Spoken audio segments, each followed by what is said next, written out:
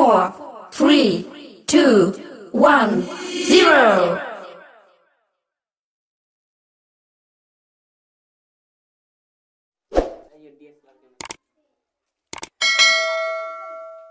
देखिए, आज जो है क्लास 12वीं का जो हिंदी है, जिसमें कविता भाग है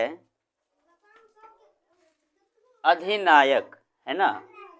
और अधिनायक में इस चैप्टर का लेखक रघुवीर सहाय है ना।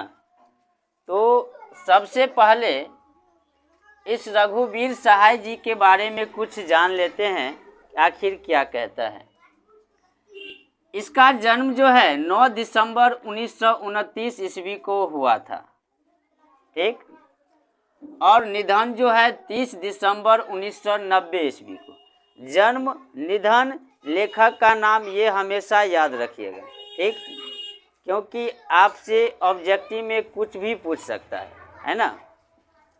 इसलिए इस पे ध्यान दीजिएगा। जन्म स्थान लखनऊ जो उत्तर प्रदेश में है ना। पिता का नाम हरदेव सहाय था जो एक शिक्षक था, है ना। शिक्षा जो है एमए किए थे अंग्रेजी से, लखनऊ विश्वविद्यालय से, लखनऊ में। इसका रुचि भी जो था, है ना, रुचि क्या था कि संगीत सुनना और फिल्म देखना। हर एक व्यक्ति का होता है, एक एक अपना रुचि था। ये संगीत सुनना और फिल्म देखना दिया, तो इसमें बहुत कुछ है, तो किताब में से देखते हैं, है ना। गतिविधि, अपनी और समकालीन कविता के वाचन के लिए कौमुदी नामक कविता केंद्र की स्थापना और संचालन। कौमुदी नामक जो है कविता केंद्र की स्थापना किया। सम्मान, इसको सम्मान दिए गए लोग भूल गए हैं के लिए साहित्य अकादमी पुरस्कार, है ना। इसको जो पुरस्कार दिया गया था तो लोग भूल गए हैं, साहित्य अकादमी पुरस्कार, है ना।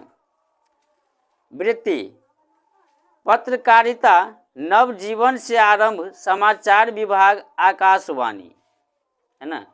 समाचार विभाग था आकाशवाणी से, पत्रकारिता से नई दिल्ली, और फिर नवरत्न भारत टाइम्स नई दिल्ली में संवाददाता, फिर ये संवाददाता बन गए नई दिल्ली में।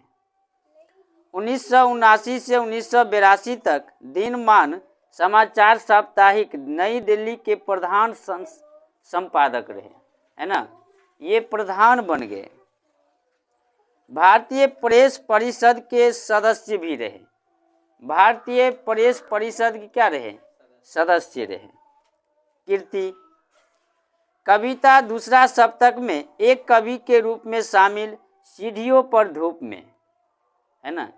सीढ़ियों पर धूप में आत्महत्या के विरुद्ध, हंसो हंसो जल्दी हंसो, लोग भूल गए हैं। ये सब कविता का नाम है ना, हंसना नहीं है। उसके बाद जो है कुछ पत्ते कुछ चिट्ठियाँ, ये सब बीच में से पूछता है कि आखिर इसका लेखक कौन है। आपको तो याद रहेगा ये वाले अधिनायक, लेकिन ये और बहुत कुछ लिखे हैं। और इसके साथ साथ जो है सो कहानियाँ, सीढ़ियों पर धूप, रास्ता इधर से, जो आदमी हम बना रहे हैं, है ना। निबंध, सीढ़ियों पर धूप में दिल्ली मेरा प्रदेश, लिखने का कारण, उबे हुए सूखी वे और नहीं होंगे जो मारे जाएंगे, यथार्थ यस्थागित नहीं, है ना। ये सब कविता, कहानी, ये सब निबंध, ये सब लिखे थे, ठीक। अब जो है हम लोग जानते हैं कि रघुवीर सहाय जी आखिर लिखा क्या है ना, अपने कविता के माध्यम से क्या कहते हैं। तो ध्यान से देखेंगे और पढ़ेंगे, है ना।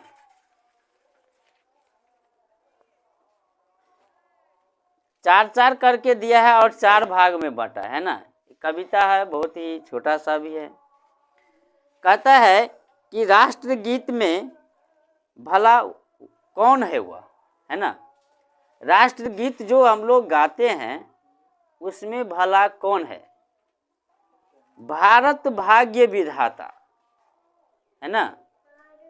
राष्ट्रगीत में वह कौन है? भारत भाग्य विधाता। फटा सुनत्था पहने जिसका गुण हर्चना गाता है ना।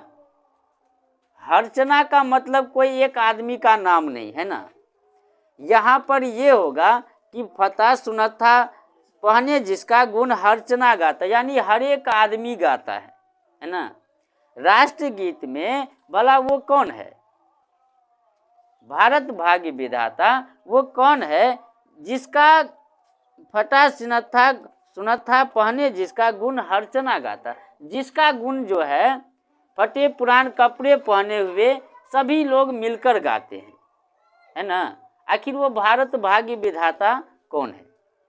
ठीक। दूसरा, मखमल टमटम बल्लम तुरही, पगड़ी छत्र चावर के साथ, है ना।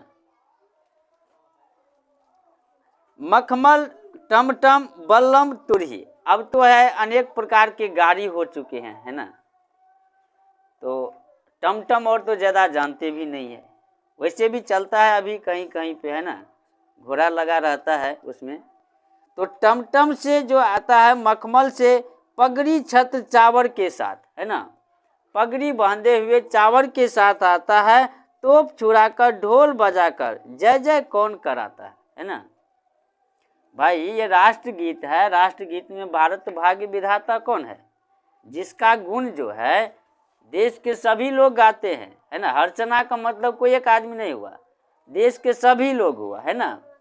सभी लोग गाते हैं। फटा सुनत्था कपड़ा पहने हुए जो है, जो भी अगर मखमल टमटम से आता है, गाड़ी से आता है, पगड़ी चावर के साथ आता है, तोप छुड़ाकर ढोल बजाकर और जय जयकार कराता है ना।